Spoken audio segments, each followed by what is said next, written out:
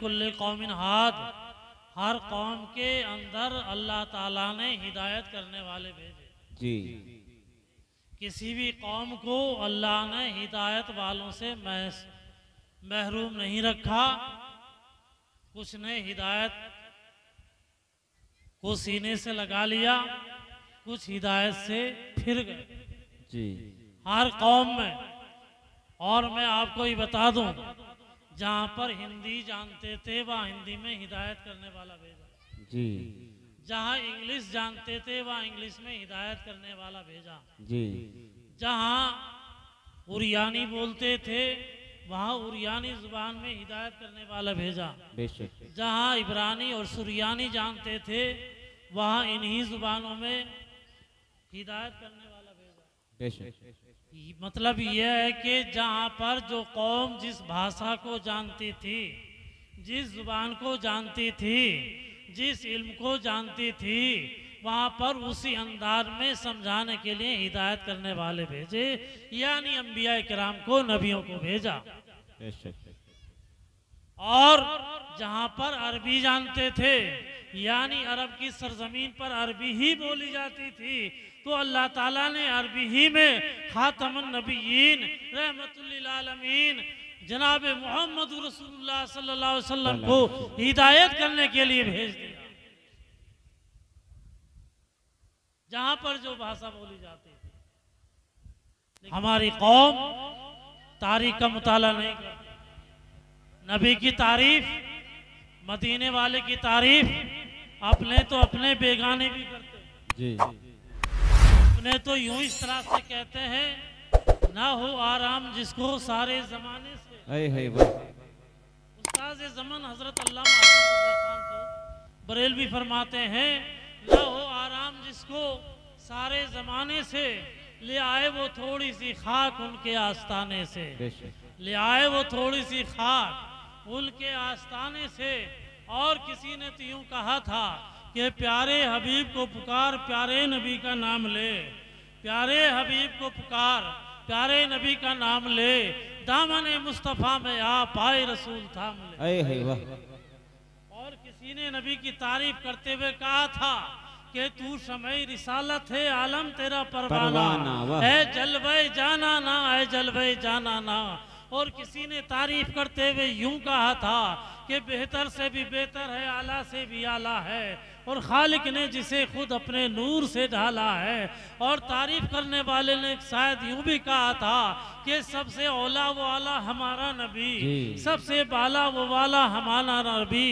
और कौन देता है देने को मुँह चाहिए, देने वाला है सच्चा हमारा नबी।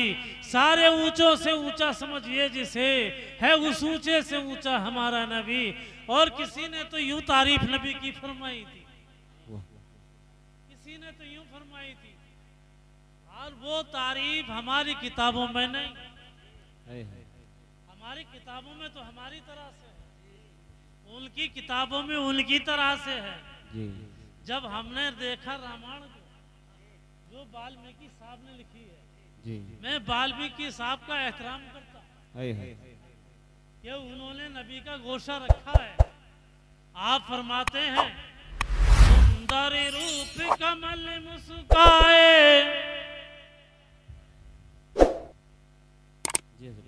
सुंदर रूप कमल मुस्काए, नाम मोहम्मद जग जग छाए। वाह।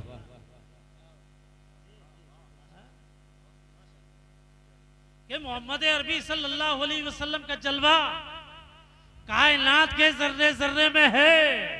और लम्हे नबी की चमक और दमक चांद और सूरज से ज्यादा है, बल्कि चांद और सूरज की चमक और दमक हमारे नबी की दर की गदा है, हमारे नबी के दर की भीख है। जो नबी को ये हमारे नबी के दर का फैजान है। जो चांद को चांदनी मिली है और सूरज को रोशनी मिली है और तारों को चमकने का मौका मिला है। नबी की सुंदरता, नबी की खूबसूरती ऐसी है कि अल्लाह के बाद दुनिया में ऐसी खूबसूरती किसी की नहीं है, ऐसी चमक और दमक किसी की नहीं है जैसी चमक और दमक मदीने के ताजदार या रसूल अल्लाह जिंदाबाद।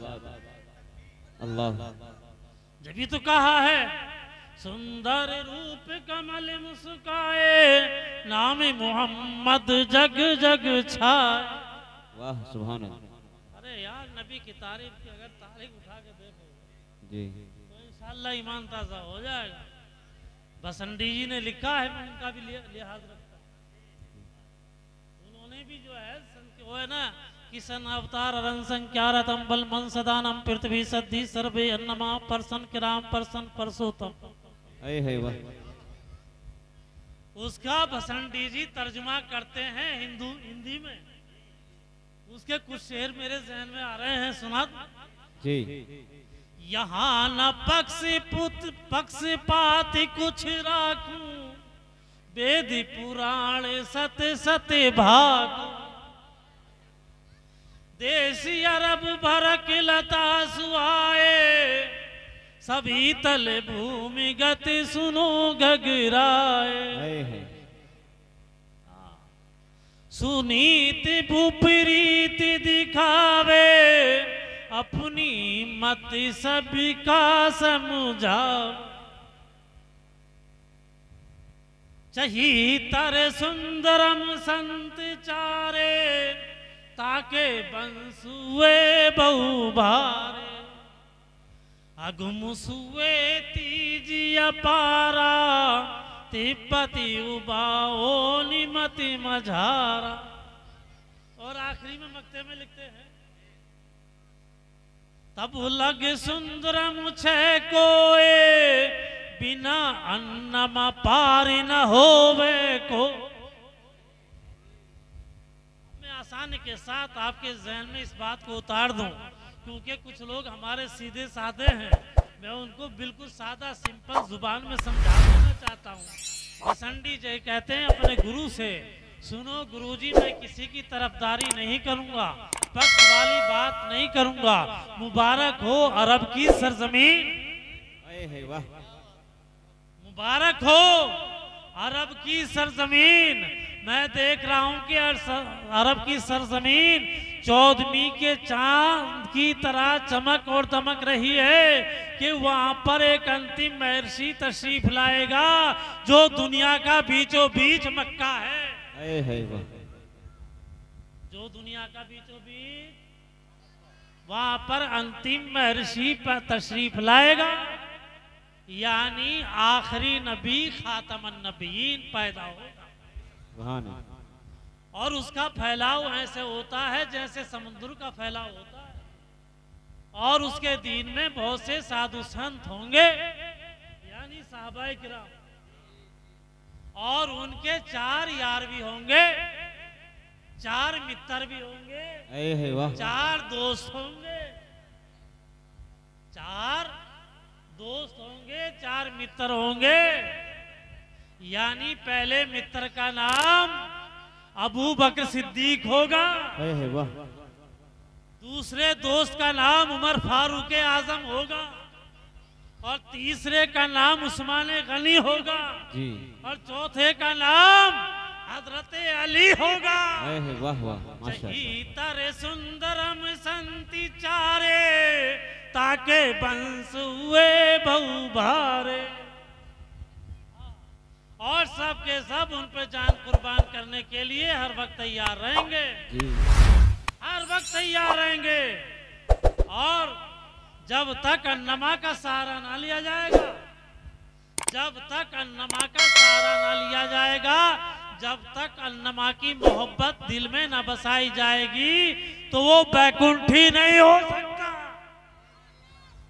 यानी जन्नती नहीं हो सकता।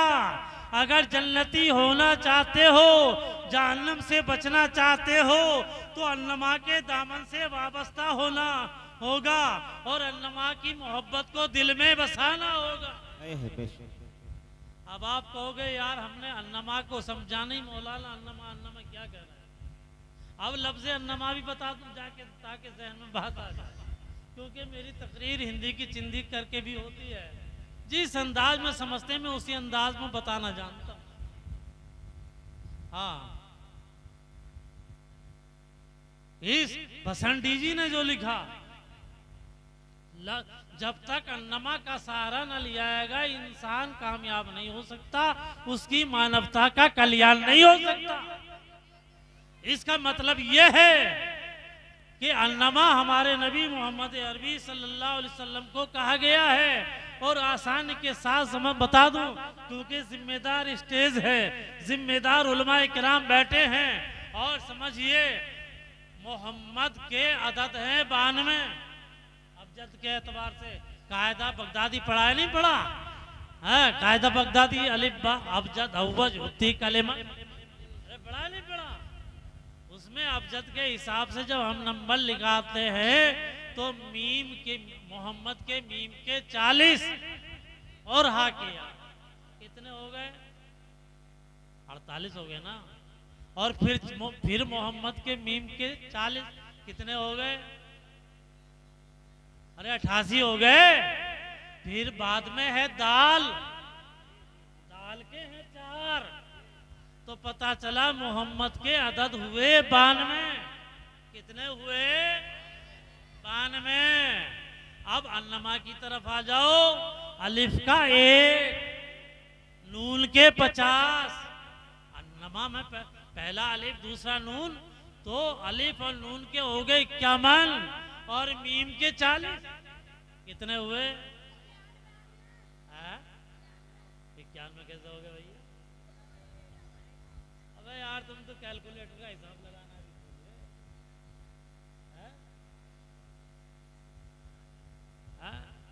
51 और 40,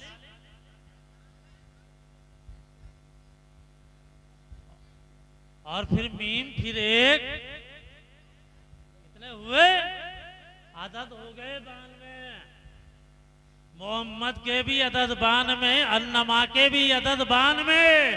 तो संस्कृत जुबान में अन्नमा हमारे नबी मोहम्मदुर रसूलुल्लाह को कहा गया। यानी जब तक मोहम्मदुर रसूलुल्लाह को दिलो जान से कबूल नहीं करोगे तुम दुनिया में कामयाब नहीं होगे। अगर दुनिया और आखिरत में अपनी कामयाबी चाहते हो, अगर कुंठी बनना चाहते हो, तुम जन्नती होना चाहते हो, तो मदीने के ताजदार मोहम्मद रसूलुल्लाह सल्लल्लाहु अलैहि वसल्लम से कर लो प्यार, उनसे मोहब्बत कर लो। अगर तुमने नबी की मोहब्बत को दिल में जमा लिया तो तुम्हारी दुनिया भी कामयाब होगी और आखिरत भी कामयाब हो जाएगी। जभी तो कहा है कि मोहम्मद की मोहब्बत दीने हक की शर्त अव्वल है। मोहम्मद की मोहब्बत दीने हक की शर्त अव्वल है। इसी में हो अगर खामी तो सब कुछ नामुकम्मल है।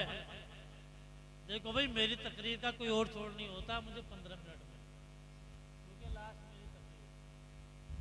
मेरी तकरीर का कोई नंबर नहीं होता है कि कितनी लंबी हो जाए कितनी छोटी हो जाए, लेकिन मैं देख रहा हूँ कि लोगों को नींद सता रही है। अगर वक्त मिलता तो तफसीली गुफ्तगू आपके सामने है।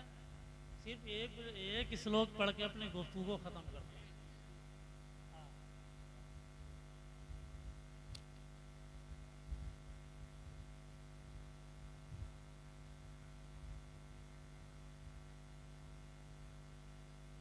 यको जगदीश्वरा यको जगत गुरु सर्वअवतार सत्य धर्म ग्रंथ सत्य समता सम्मलन प्रार्थना।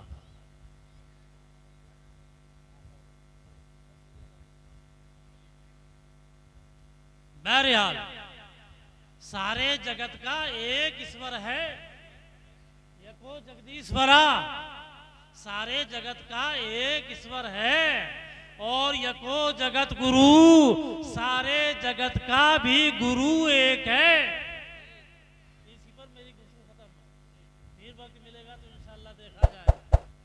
सारे जगत का एक ईश्वर है, सारे जगत का एक गुरु है। जितने भी धर्म आसमानी सब सत्य हैं, सच्चे हैं। जितना भी मजहब और धर्म अंबिया लेकर गए वो सारे का सारा सच और हक है।